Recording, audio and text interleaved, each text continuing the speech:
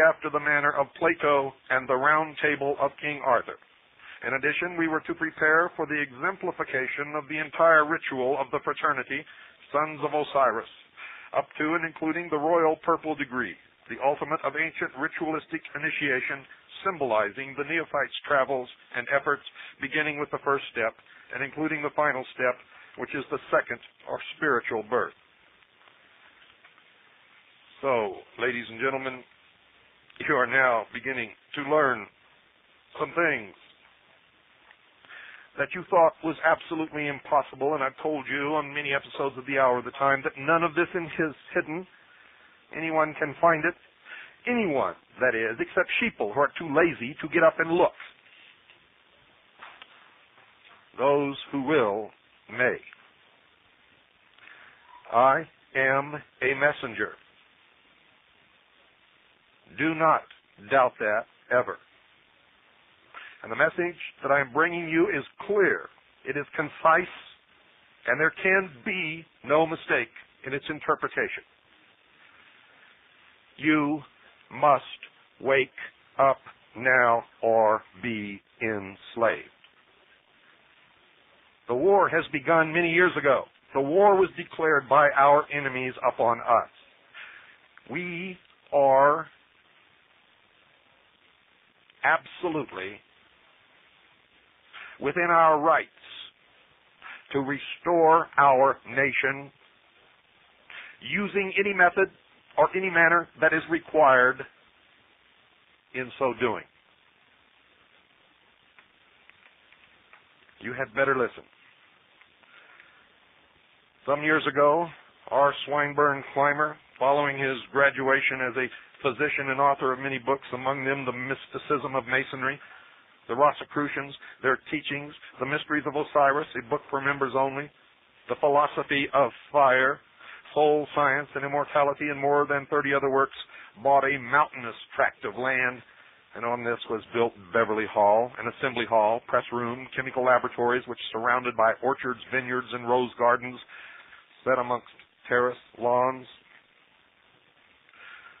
presents a splendid combination of the beautiful and practical. And upon the front lawns there are perfect duplicates of the three pyramids of Giza. And to this was added the mystic or arcane. For folks in a secluded and wooded tract of 50 acres of this land, an artificial lake was built from a mountain stream, a throne room erected for the explication of the royal third degree of Osiris, and the seal of Solomon built under the protection of a mighty oak.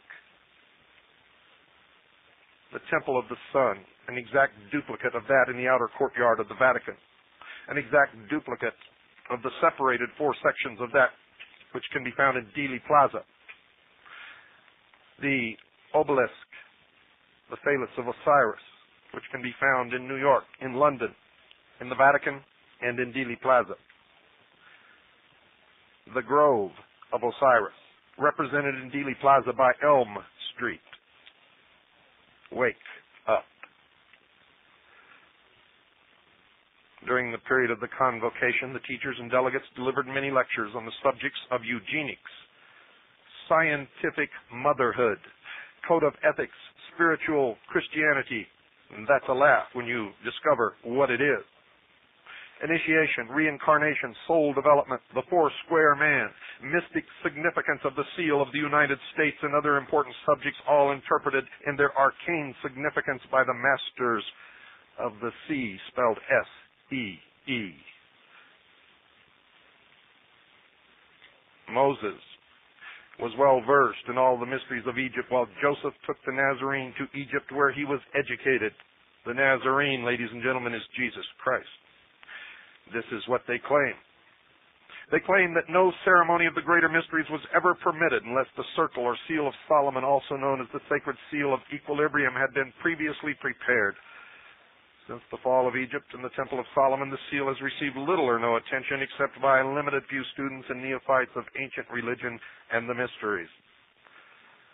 During the first week in June, in the grove so carefully prepared for the dramatization of the ancient initiation into the mysteries of Osiris, the ritual in its entirety was reenacted by those present. The Seal of Solomon, which had been especially built for the purpose, was dedicated on June the 11th, 1916, in the presence of the members and delegates of the Rosy Cross, some of whom were natives of Germany, England, and White Russia. This was in accordance with and after the manner of the system practiced by the ancient initiate priests of Egypt and the altar in the Temple of Solomon. On the night of June 13th, the first section of the delegation, including those of the order taking part in the initiation, assembled in the grove of Osiris under the majestic oak, the whole illuminated from a central powerhouse prepared for the initiation ceremonies of the ancient mysteries of Egypt in 3 degrees and 6 scenes. 3 degrees and 6 scenes, represented by the number 18, are 666. It is the number of a man. That man is the illumined man who has passed the travails of the 3 degrees in 6x. It is the man. It is the Antichrist. It is the rulers of the new world order.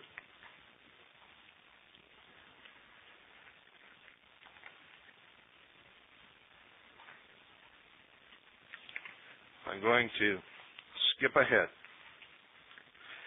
Ladies and gentlemen, for we must go to that portion that is relevant to what you need to learn tonight. And we will continue. If we do not finish tonight, and I guarantee you we will not, we will finish sometime in the future, but we will continue on consecutive nights with this until we do.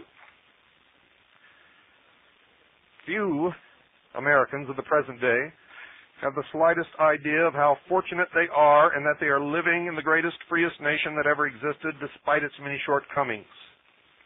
Now remember, I'm reading this from the book, Teachings of the Masters. Neither are they aware that America, the land overshadowed with wings, is at the crossroads, one leading to greater freedom, both individual and universal, and the other to the most abject and degrading serfdom, as a result of failing to accept the full responsibility for the management of their personal and governmental affairs so that these may harmonize with the ancient prophecies.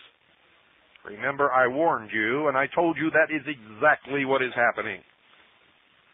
This was the great experiment. If you had proven worthy, this could have been the New World Order, sheeple. A still lesser number are aware that the history of America from its very beginning to the end of its days, whether for good or ill, is told in its seal, exactly as I have told you on past programs. While only the very few know that their own destiny is irrevocably interwoven with the destiny of America, America the last trying chamber for human souls, and that when this trial is over, either heaven or hell will reign supreme. Few care because they selfishly think only of themselves. They forget the future welfare of their sons and daughters. And of course, we saw that when you all patted your sons and daughters on the butt and sent them off to die in a war in the desert in the Middle East, all the while claiming that they were going off to fight for their country, you fools. Desert scam. An old saying has it that familiarity breeds contempt. As a corollary to this, there should be another maxim. We are blind to that which we see so frequently. Most Americans, even though the spirit of America dwells within them, are actually only dimly aware that the great seal of the first actually free country in the world shows an eagle, a constellation of stars, an olive branch, and a set of 13 arrows. This is the seal we all know. Symbolically, the eagle overshadows the land by its protective wings, but only as long as man proves worthy of such overshadowing or protection. Man has the power to destroy the eagle that overshadows or protects him. The constellation of stars indicates that the founders of America accepted the absolute law that has governed the drama of heaven since the beginning of the world and must be accepted and obeyed in this new world. The olive branch is the symbol of peace and friendship, held out to all who are willing to forget and